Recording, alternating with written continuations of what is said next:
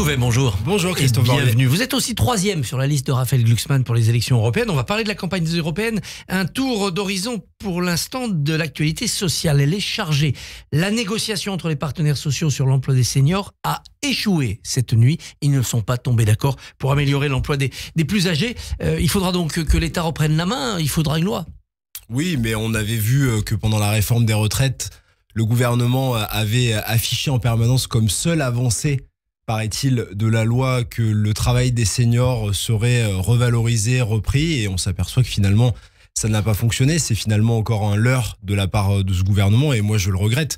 Donc on va voir maintenant comment tout ça est repris. C'est les syndicats et les patronats. Le patronat aussi qui devait tomber d'accord. Le dialogue social est en panne dans notre pays. Oui, le dialogue social est en panne parce que de toute façon, on voit que les crispations d'un côté comme de l'autre sont tellement grandes sur des sujets qui sont amenés, qui font polémique, qu'on n'arrive pas aujourd'hui à se sortir de sujets qui pourraient et qui devraient faire consensus. Mais la réalité, c'est qu'aujourd'hui, on voit que des choix qui ont été opérés ces dernières années, notamment avec le recul de l'âge légal de départ à la retraite, vont précariser encore les seniors. Et comme dans ce pays, depuis de trop nombreuses années, on ne fait plus confiance aux seniors dans l'entreprise et que finalement, dès qu'ils arrivent à un certain âge, on leur fait voir plutôt la porte de sortie que la porte de maintien, on se retrouve dans ces situations de blocage qui sont inquiétantes parce qu'on voit que le chômage chez les seniors reste malgré tout relativement élevé et qu'il n'y a pas d'accompagnement spécifique qui est prévu dans ce pays.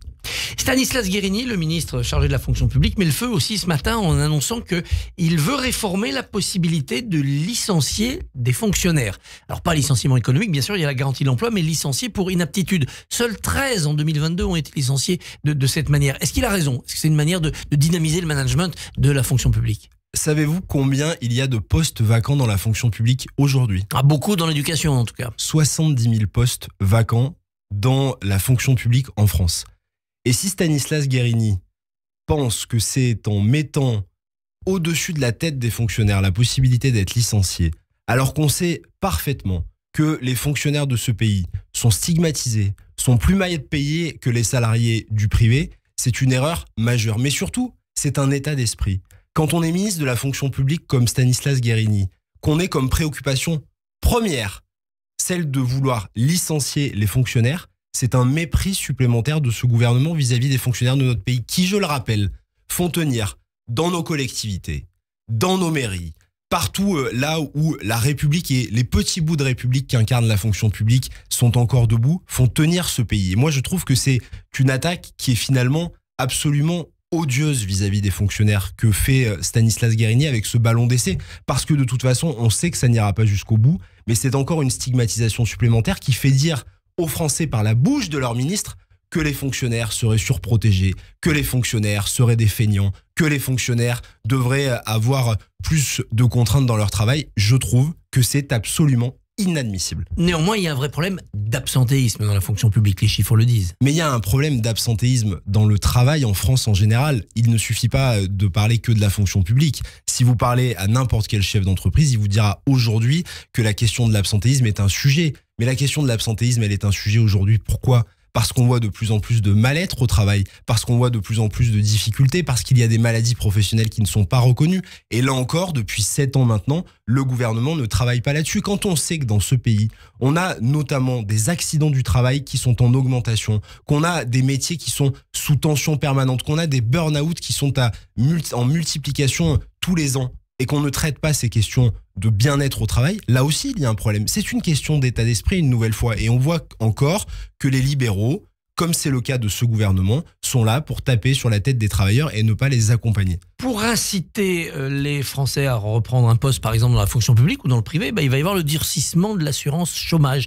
Est-ce qu'il n'y a pas quand même encore un peu à gagner des emplois en changeant un peu les critères? Je ne sais pas, en tout cas c'est la deuxième réforme qui va être proposé. Le ministre Olivier Dussopt en avait déjà fait une.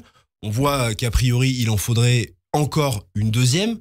Et la réalité, c'est que tout ça est fait pour gagner de l'argent. Tout ça est fait parce que l'incurie de gestion de ce gouvernement est telle qu'aujourd'hui, les finances publiques sont dans un mur, qu'on a un ministre de l'économie et des finances, Bruno Le Maire, qui était le grand argentier de ce pays, le grand Mozart de la finance avec Emmanuel Macron, qui a planté les finances de ce pays. Ils ont planté les finances de ce pays. Ils appauvrissent les Français, ont enrichi les plus riches par des choix idéologiques qui font qu'aujourd'hui, les cadeaux fiscaux qui ont par exemple été faits ces dernières années aux entreprises, rien que sur la CFE, la cotisation foncière économique, et la CVAE, la cotisation sur la valeur ajoutée des entreprises, représentent 40 milliards d'euros de cadeaux aux entreprises. Pour améliorer leur compétitivité, dit le gouvernement. Oui, mais pour des entreprises qui n'en ont pas besoin, elles le reconnaissent elles-mêmes. Quand vous pensez qu'au moment de l'annonce de la suppression de la CVAE, le président du MEDEF lui-même disait que ce n'était pas une demande du patronat. Quand vous pensez que moi, dans ma collectivité que je préside, la communauté de communes Porte de Dromardèche, les entreprises qui sont exonérées de CFE et de CVAE depuis le Covid, ce sont les entreprises du luxe et de la logistique, qui n'ont jamais gagné autant d'argent ces dernières années, quand en plus de ça, on y rajoute les exonérations qui sont faites sur les entreprises productrices d'énergie. Mais on marche sur la tête. On a un gouvernement qui fait de l'idéologie et qui, ensuite, après avoir fait des cadeaux fiscaux aux plus riches de ce pays, veut faire payer à tous les Français et aux Français qui travaillent l'incurie de leur gestion quotidienne. La droite fait le même constat que vous sur les finances publiques et elle a une proposition, une tentation, la motion de censure. Vous la voterez si elle est déposée? Mais chiche, qu'on fasse une motion de censure. Vous savez, je crois qu'aujourd'hui, et on le voit, l'impopularité de ce gouvernement et de ce président de la République est telle, son incapacité à tenir le pays par tous ses bouts, à rassembler, à être en capacité de faire avancer la France dans le bon sens. On voit qu'aujourd'hui, on a une situation de blocage qui est complète. Et je pense qu'en réalité, quand on n'a plus de majorité dans le pays, quand on n'a pas de majorité à l'Assemblée nationale, on va devant les électeurs. Parce que ça veut dire dissolution, motion de censure. Donc, mais vous n'avez pas peur de retourner devant les électeurs? Non, moi j'ai pas peur parce que j'ai jamais peur du débat démocratique. Je pense qu'il est sain d'avoir un débat démocratique qui permette de trancher des grandes orientations. Vous savez, la dernière élection présidentielle, je crois qu'elle n'a pas suffisamment tranché les sujets de fond et qu'aujourd'hui on est dans une situation politique de blocage en réalité qui vient d'abord et avant tout de là, et c'est un grand moment démocratique que serait de faire demain un débat avec une dissolution. S'il y a des législatives, comment la gauche s'organisera-t-elle? Ça sera le retour de la NUPES, un accord PS, LFI, Vert, ou chacun pour soi? En tout cas, moi je reste et je resterai un artisan, un défenseur du rassemblement de la gauche et de l'écologie. On voit malgré tout que le centre de gravité de la gauche est en train de changer. On voit que les résultats annoncés dans les sondages aux élections européennes demandent et donnent au Parti socialiste notamment une place plus importante. Sans doute parce qu'il y a besoin dans une gauche française de plus de mesures, d'avoir une capacité de meilleure gestion que ce qu'on a pu le faire ces derniers mois et ces dernières années. Mais moi, je souhaite que nous continuions à travailler ensemble avec les écologistes. Moi, je souhaite d'abord et avant tout travailler avec les écologistes, avec les communistes et avec celles et ceux qui, à la France insoumise, sont capables aujourd'hui de tenir des propos qui sont des propos acceptables et raisonnables. Vous savez, moi, j'ai fait partie de ceux qui ont négocié la NUPES. J'ai fait partie de ceux qui ont fait ce moratoire de la NUPES après le 7 octobre et les attaques terroristes du Hamas. Vous aviez tenu des propos très sévères sur Mélenchon. Mais je redis toujours la même chose. Moi, tant que Jean-Luc Mélenchon ne sera pas capable de condamner le Hamas comme une organisation terroriste, tant que Jean-Luc Mélenchon ne sera pas capable sur les questions internationales d'avoir des propos plus clairs, je ne vois pas comment on peut retravailler ensemble. Je le regrette. Par contre, ce que je sais, c'est que je peux travailler avec Clémentine Autain, je peux travailler avec François Ruffin, je peux travailler avec Alexis Corbière, je peux travailler avec tout un tas de militants de la France insoumise. Il vous faut un éclatement de LFI en fait. Qui sont aujourd'hui dans le sens de ce que nous construisons ensemble. Il y a besoin d'une alternative politique à gauche dans ce pays. Je le répète, si la gauche n'est pas rassemblée, alors le risque est de voir l'arrivée de l'extrême droite au pouvoir. On le voit aujourd'hui dans les sondages. Et donc, soit toute la gauche est responsable, soit on avance dans un sens commun pour construire cette alternative que les Françaises et les Français veulent, sont prêts à entendre dans un projet politique commun partagé vers plus de justice sociale, plus de justice fiscale, vers un meilleur finalement rassemblement de ce pays. Soit sinon, on laisse les clés à l'extrême droite et ça, je m'y refuse. Cette campagne des européennes ne se passe pas mal pour l'instant pour la liste Glucksmann. Certains disent attention, il y a peut-être un effet de bulle parce qu'il vous manque des candidats populaires sur la liste, des candidats ouvriers, un contact avec cette France populaire et prolétaire. Vous savez, je rentre à l'instant, il y a quelques heures, d'un déplacement dans la Haute-Marne. J'étais à Langres. Juste avant d'être dans la Haute-Marne, j'étais à Troyes. Je vais sillonner le pays. Je vais sillonner, comme je l'étais la semaine dernière à Charleville-Mézières, cette France populaire, cette ancienne France industrielle qui aujourd'hui s'est jetée dans les bras de l'extrême droite justement pour aller convaincre partout. Nous allons le faire pendant toute cette campagne, pendant ces 2 mois de campagne, en portant un discours clair, Le problème ne vient pas de l'Europe. Le problème vient de la façon dont l'Europe est pilotée par la droite, par les libéraux et par les amis d'Emmanuel Macron. Et l'Europe, elle peut être plus sociale, elle peut être plus écologiste, elle peut être plus juste et elle peut être plus forte. Et c'est ça que nous allons démontrer.